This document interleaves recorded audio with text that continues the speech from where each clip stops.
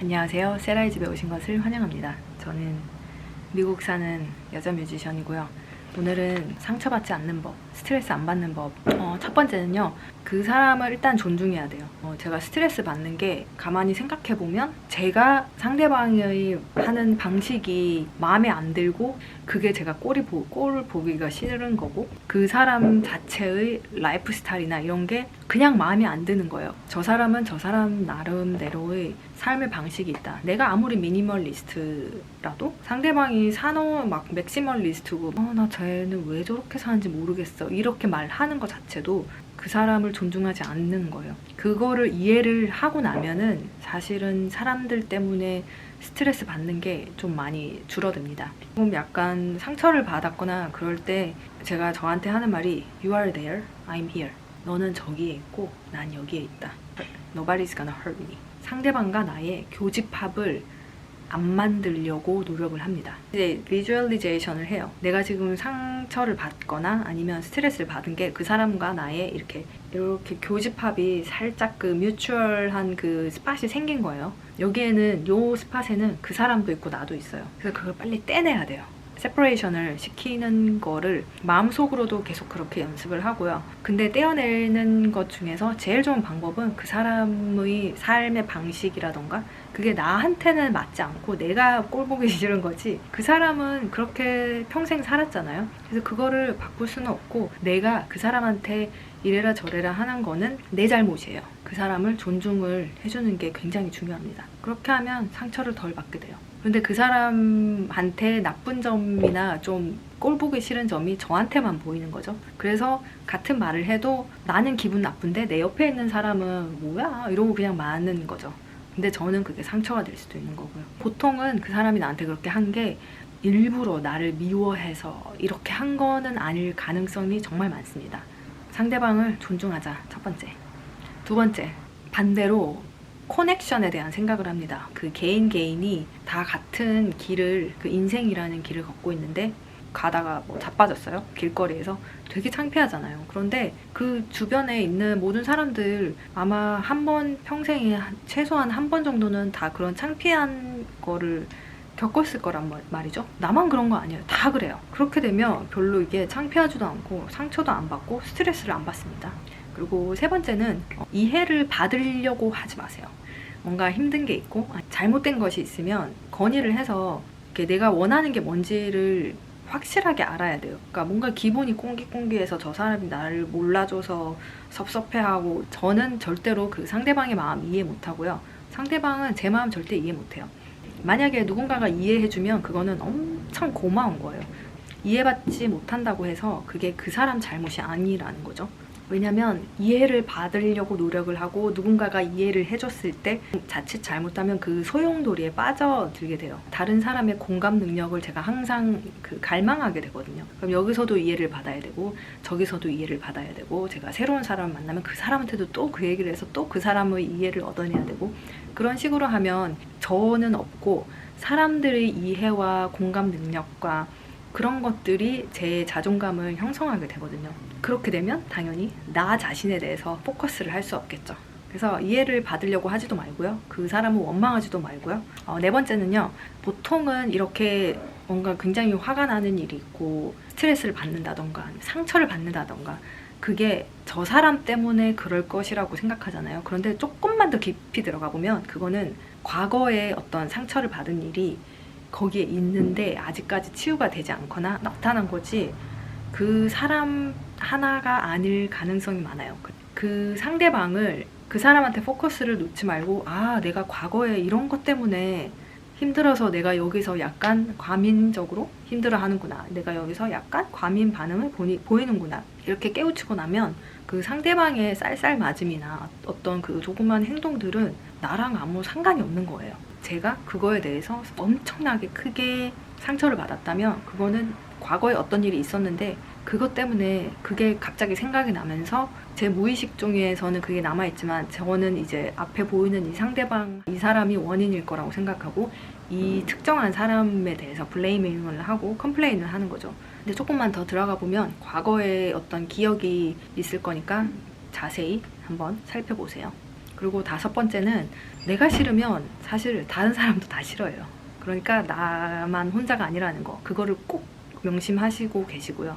사람들이 말은 안 하고 겉으로는 표현 안 해도 다 똑같은 사람이잖아요. 내가 이렇게 딱 봤을 때 저거 마음에 안 든다 그러면 다 사람들 마음이 다 똑같습니다. 다 싫어요.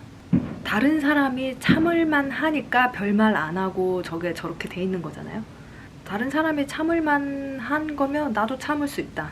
약간 이런 마인드를 가지시고요. 그리고 6번째는 제 경험으로 봤을 때 작은 상처는 1, 2주 가고 큰 상처는 6개월에서 1년 정도 가요. 힘들면 한 6개월에서 1년 정도 있으면은 괜찮아지거나 아니면 내가 못 견뎌서 그만두거나, 그게 저한테는 6개월에서 1년이에요. 작은 상처, 그러니까 그냥 조그만 스트레스 같은 거 있잖아요. 갑자기 뭐 꿈을 꿨는데 그게 그 생각이 자꾸 난다던가, 아니면은 뭐 어떤 길을 가는데 어떤 사람이 나한테 욕을 했다. 되게 기분 나쁘고 하루 종일 생각나잖아요. 그런 작은 상처들은 아무리 곱고 싶고 막 이렇게 해도 제 생각에는 1, 2주면은 괜찮은 것 같아요. 그러니까 그런 어떤 일이 있으셨으면 일주일 정도는 자기를 조금 더 보듬어주고, 내가 조금이라도 마음이 불편한 장소라던가 그런 게 있으면은 좀 지양을 저는 하는 편입니다. 일주 정도는요. 보통은 그리고 큰일 같은 경우에는 뭐 6개월에서 1년, 제가 아까 말씀드렸듯이 보통은 이 정도가 지나면 거의 극복이 되는 것 같아요. 한 1년 정도만 버티면 어떻게 하든지 간에 길이 열리는 것 같아요. 그런데 자기가 항상 자기 자신을 잘 모니터링을 하고 있는 게 좋습니다. 이게 내가 내 마음에서 일어나는 그런 힘듦이 스트레스로 나온 건지, 아니면 이게 외부에 저 사람이 나를 괴롭히고 있는 건지, 아니면은 whole 시스템 자체가 나를 좀 힘들게 하는 건지, 고칠 일이 아무리 생각해도 개선될 여지가 안 보인다. 그러면 조치를 취해야죠. 그리고 저 같은 경우에는 제가 그 다른 비디오 그 MI에서 있었던 그 인종차별 선생님, 라이스 했던 그 선생님 같은 경우에는 그 수업이 한 쿼러, 2쿼러 이렇게 보다 보니까 저 사람은 바뀔 기미가 안 보이더라고요. 그리고 제가 체크를 했죠. 첫 번째 쿼러, 두 번째 쿼러, 세 번째 쿼러는 이거는 아니다. 그래서 끝에는 거의 다 서브를 주고 제 상사에게 말해서 나 이 클래스만 안 하겠다 이렇게 말을 했죠. 그래서 그 다음 쿼러부터는 클래스를 하지 않았습니다. 피할 수 있으면 항상 피하시는 게 제일 좋고요. 맞서 싸우는 것보다는 제 기억에, 물론 이거는 제 경험이고 조그만 거에 대한 얘기를 하는 겁니다. 오해하지 마세요. 큰 범죄 같은 경우에는 경찰에 신고를 해야죠. 그리고 큰 상처 같은 거에 대해서는 병원에 가서 테라피스트랑 얘기하는 게 제일 최고입니다. 제가 말을 하는 거는 그런 큰 거 말고 사소한 거에 대한 말을 하는 거고요. 피할 수 있으면 피하시고요.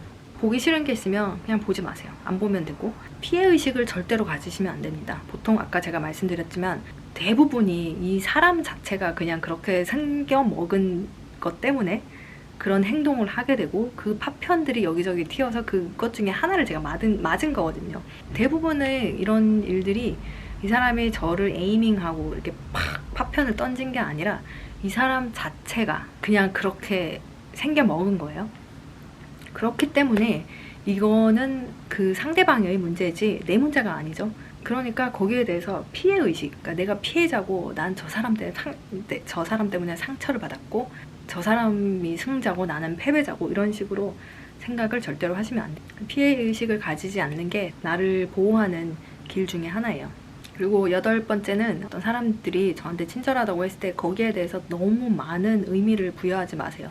아까랑도 똑같은 말이지만 원래 그 사람 자체가 되게 괜찮은 사람이고, 원래 그 사람 자체가 뭐 퍼주는 거 좋아하는 사람일 수도 있고, 그래서 친절하다고 그 상대방의 행동에게 너무 많은 의미를 부여하게 되면 그것 자체도 저한테 포커스를 맞추기가 어렵게 돼요. 그래서 이거를 또 거꾸로 바꿔서 생각을 해보면, 불친절한 것도 그 사람이 원래 성격이 그냥 불친절한 성격인 거죠.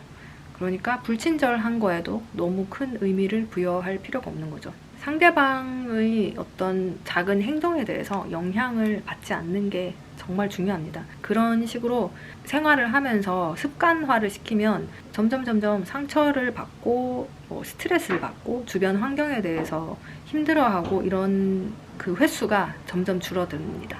그리고 9번째는 친구 관계에 대한 건데, 얘기를 농담을 하다가 아니면 얘기를 하다가 상처를 받았어요. 그러면 인연을 막 끊고 연락을 안 하고 이런 것보다는 친밀도를 한 단계 낮춥니다. 그러니까 너무 자주 만나게 되면 어쩔 수 없이 제가 상처를 더 많이 입게 되겠죠.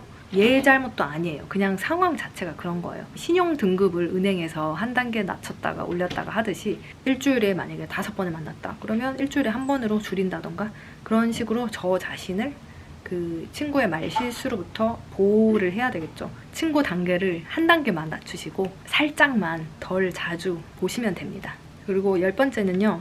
내가 항상 먼저여야 해요. 내가 내 감정, 내 느낌, 모든 나에 대한 거 그게 항상 먼저여야 합니다. 상대방의 리액션 때문에 내가 무너진다던가 상대방의 리액션 때문에 내가 갑자기 기분이 좋아진다던가 그런 식의 상황을 만들지 않습니다. 그래서 저는 이걸 음악하면서도 좀 많이 느낀 게 제 음악이 별로다 그렇게 해서 막 울었던 적도 있고요. 누가 저한테 피아노 잘 친다고 그 한마디 잠깐 해줬는데 그거 때문에 막 일주일 동안 날아갈 정도로 막 기뻤던 적도 있고요. 20대 때죠, 그거는. 그런데 그런 식으로 상대방의 리액션에 대해서 내가 업앤다운 하게 되면은 내가 먼저가 아니잖아요. 상대방의 그 평가, 나에 대해서 말하는 것들이 항상 먼저가 되는 거잖아요. 그렇게 상황에 돌아가게 하지 마세요. 뭘 하든지 간에 내 느낌, 내 감정, 내가 항상 먼저예요. 상대방이 잘했다고 칭찬해주면 고마워하면 돼요. 상대방이 못했다고 하면 제가 1번에서 말했듯이 그 사람의 오피니언, 그 나름대로의 그 기준이 있을 것이고 그거에 대해서 이해해줘야 돼요. 그 사람의 생각인 거잖아요. 그거를 존중을 해줘야 됩니다. 제가 최근에 사실은 너무너무 우울한 거예요.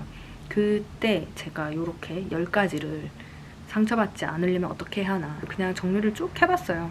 큰 게 있으면 경찰이나 아니면 테라피스트의 도움을 받아야 되지만 저처럼 좀 센시티브하고 되게 조그만 거에 예민하시고 좀 상처 자주 받는 분들 있잖아요. 그런 분들은 요 10가지를 항상 마음에 새겨두시면 생활하기에 인생을 살기에 좀 더 편하시지 않을까 해서 오늘은 요 10가지를 얘기를 해봤습니다. 그럼 오늘 여기까지 할게요. 안녕!